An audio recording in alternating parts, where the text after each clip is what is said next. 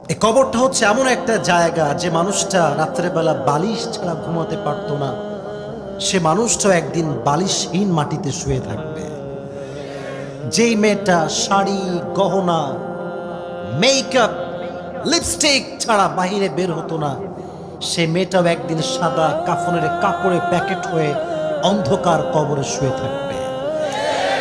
গুলশানের ফ্ল্যাটে থাকা যেই যুবক ঠান্ডা এসি ছাড়া রাতের বেলা ঘুমাতে পারতো না, লাইট দাও, এসি দাও, ফ্যান দাও, ঠান্ডা ছাড়া ঘুমাতে পারি না, সে যুবকটা একদিন অন্ধকার মাটির নিচে গরমের ভেতরে শুয়ে থাকবে।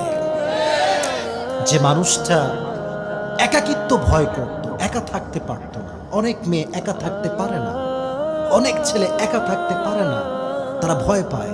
মা তুমি আমার কাছে ঘুমাও, বাবা তুমি আমার কাছে ঘুমাও।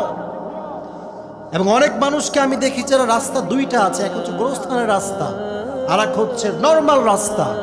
নর্মাল রাস্তা অনেক লম্বা, গোরস্থানের রাস্তা খুবই শর্ট। বলে আমি গোরস্থান দিয়ে যাব না, ভয় লাগে। সত্য কথা হচ্ছে যে কবরস্থানকে আপনি আজকে ভয় পাচ্ছেন, কালকে সেটাই হবে আপনার শেষ ঠিকানা।